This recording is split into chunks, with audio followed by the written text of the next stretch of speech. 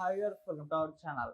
TDP office పైన దాడి కేసుకు సంబంధించి ఫిబ్రవరి నుంచి కూడా వల్లభనేని వంశీ ఇంకా జైల్లోనే ఉండడం చూస్తున్నాం. అతని పైన ఒక 5, 6 కేసులు అయితే నమోదయ్యాయి. కొన్నిట్లో బెయిల్ రాలేదు, ఇంకొన్నిట్లో బెయిల్ అయితే వచ్చేసింది. అయితే నిన్న ఇంకో ట్విస్ట్ చోటు చేసుకుంది. అతని పైన ఇంకొక కేసు కూడా నమోదైంది. దానికి సంబంధించి 14 రోజుల పాటు కోర్టు కూడా రిమాండ్కి అయితే విధించింది. ఈ రకంగా వల్లభనేని వంశీ అయితే జైల్లోనే ఉండిపోతున్నాడు. మరి అతను బయటకు వచ్చే పరిస్థితి ఈ కాలంలో అయితే లేదు అని కూడా చెప్తున్నారు. అసలు ఏం జరుగుతుంది వల్లభనేని వంశీ విషయంలో? మరోపక్క అతని హెల్త్ ఇష్యూస్ కూడా అన్ని బయటపడుతున్నాయి. మరి ఆరోగ్యం కూడా క్షీణించిపోతుందని చెప్తున్నారు. సో వల్లభనేని వంశీ గురించి కంప్లీట్ అసలు ఏం జరుగుతుంది అతని విషయంలో తెలుసుకోవడానికి ప్రజెంట్ మనతో పాటు టీడీపీ సూర్యదేవ్ లత గారు ఉన్నారు. వాళ్ళతో అసలు మాట్లాడి తెలుసుకునే ప్రయత్నం అయితే చేద్దాం. మేడం నమస్కారం. మేడం నమస్తే.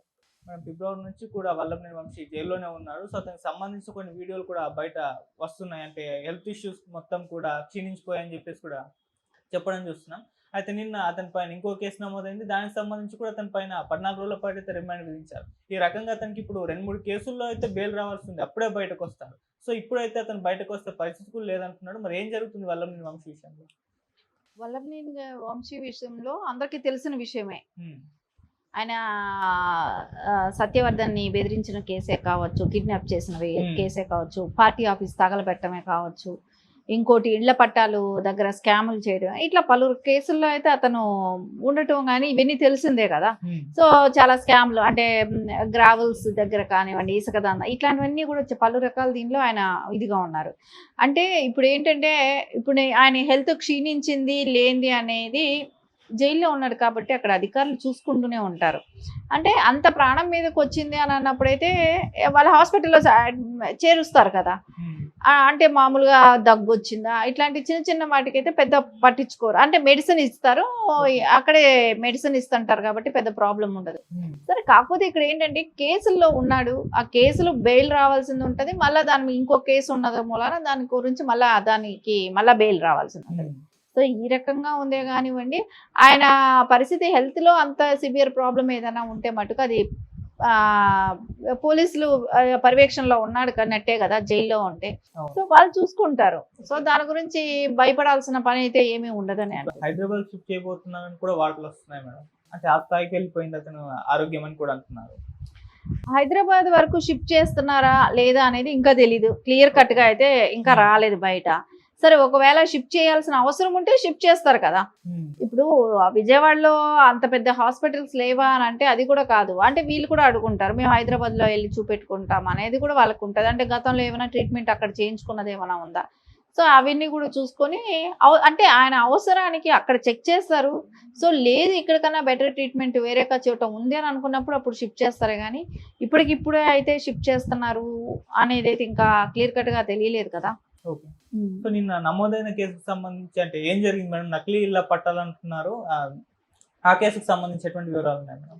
అంటే ఇప్పుడు ఒక్కొక్కళ్ళకి ఆయనకి కావాల్సిన వాళ్ళకి 1, 2 ఇచ్చుకోవటమే కావచ్చు, కొంతమందికి ఇవ్వకుండా ఉండటమే కావచ్చు.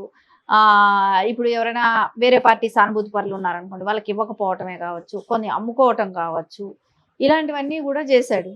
సో చేసిన దానికి ఇప్పుడు స్కామ్ అనేది జరిగిన తర్వాత దాన్ని రకరకాలుగా విధానాల్లోకి తీసుకెళ్ళటం, తెలియకుండా చేయాలనే ఒక ఆలోచనతో రకరకాల ఇదికి తీసుకెళ్ళిపోవటం చేశారు.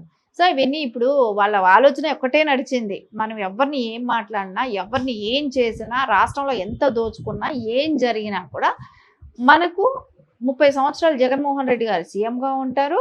సో మనల్ని ఎవ్వరూ ఏమీ చేయరు అనే ఒక దీనిలో వెళ్ళిపోయారు. సో ఇన్ని అరాచకాలు చేసుకుంటూ పోయారు దానిలో. సో ఈ రోజున ఏమైంది, ఎప్పుడైతే కూటమి ప్రభుత్వం వచ్చిన దగ్గర నుంచి వాళ్ళకి ఆల్రెడీ కోడాలని బెంగళూరులోని బాంబేలో ట్రీట్మెంట్ అని చెప్పేసి ఇప్పటివరకు అత్తాపత్తా లేడు ఆయన.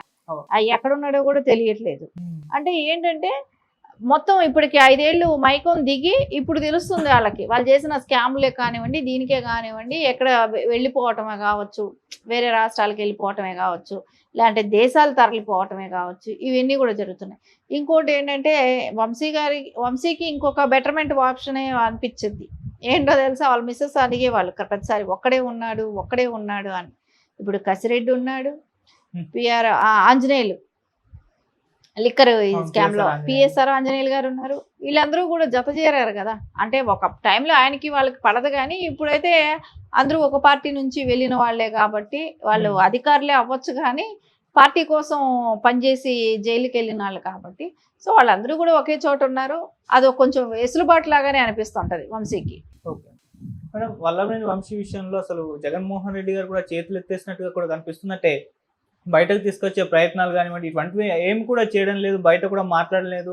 ఏవో అంటే కూడా పొన్నవూరు సుధాకర్నే పంపిస్తున్నాడు కానీ సుప్రీంకోర్టు అడ్వకేట్ అని స్థాయిలో దించడం లేదు, అసలు వదిలేసినట్టుగా కూడా అభిప్రాయాలు అయితే వెలువడుతున్నాయి మేడం. దీనిపైన మీరేం చెప్తారు? జగన్మోహన్ రెడ్డి గారు ఎందుకు పట్టించుకుంటారు? అది పట్టించుకుంటాడని వీళ్ళు ఎలా నమ్మారు? వీళ్ళు నమ్మారు అని అంటే వీళ్ళంత పిచ్చాళ్ళు ఇంకొకరు లేరు. ఎందుకో తెలుసా అండి, ఒకటి ఎగ్జాంపుల్ క్లియర్ కట్ గా కనపడుతుంది. సొంత తల్లి చెల్లియే కోర్టులు తిరుగుతున్నారు. వీళ్ళందరినీ ఎందుకు పట్టించుకుంటాడు? వాడుకున్నాడు, యూజ్ అండ్ త్రో. అక్కడ నిన్ను వాడుకున్నాను, అవసరానికి వాడుకున్నాను, వదిలేస్తున్నాడు. అంతకుమించి ఆయన పట్టించుకుంటాడని వీళ్ళు ఎలా అనుకుంటారు? ఆయన పట్టించుకోడు, ఆయన అవసరాల కోసం వాడుకున్నాడు.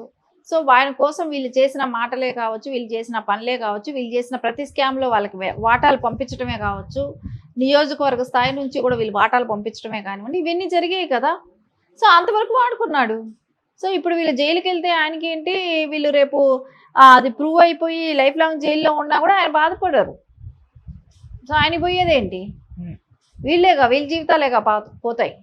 సో అది ఖచ్చితంగా అది ఏదైనా చేసే ముందు ఆలోచించి ఉండాలి. మనం ఒక లీడర్ దగ్గర ఉన్నాం, ఆ లీడర్ మనల్ని ఆదుకుంటారా లేదా, రేపొద్దున ఏదైనా దీని పర్యవసానం ఎలా ఉంటుంది ఏంటి అనేది వాళ్ళు ఆలోచించుకొని ఉండాలి. ఎందుకంటే కళ్ళకు కట్టినట్టు మనకు మొత్తం స్క్రీన్ అంతా కంటి ముందు కనపడేటప్పుడు ఆయన ఏం చేస్తున్నారు, ఎలా వచ్చారు, ఎలా తర్వాత వాళ్ళ సొంత వాళ్ళందరినీ ఎలా వాడుకున్నారు, తర్వాత వాళ్ళందరూ ఎలా దూరం అయిపోయారు, ఇవన్నీ కళ్ళకు కనపడుతూనే ఉన్నాయి కదా. దీనిలో అంటానికి ఎట్లా ఉంటుంది? జగన్మోహన్ రెడ్డి గారిని తప్పు అని చూపెట్టడానికి ఎలా ఉంటుంది? ఆయన నేచర్ అనేది ఆయన స్పష్టంగా కనపడుతుంది. సో నమ్మిన వాళ్ళకి బాధపడాలి, నమ్మిన వాళ్ళే వాళ్ళని మోసం చేశాడు. సో దీని గురించి అది తెలియక చేశామనేది కాదు, వీళ్ళకి కూడా అత్యాశ ఎక్కువ అయ్యింది. అత్యాశతో వీళ్ళు చేశారు, ఆయన వాడుకున్నాడు, వదిలేశాడు. అంటే వల్లభనేని వంశీ మీద ఉన్న కేసులో ఒక ప్రూవ్ అయితే అది మోహన్ రెడ్డి గారికి ఒక మచ్చగా మిగిలిపోతుంది. అంటే ఆయన హయాంలో జరిగింది, ఆయన మినిస్టర్ మా ఎమ్మెల్యేనే చేశారు అన్నట్టు.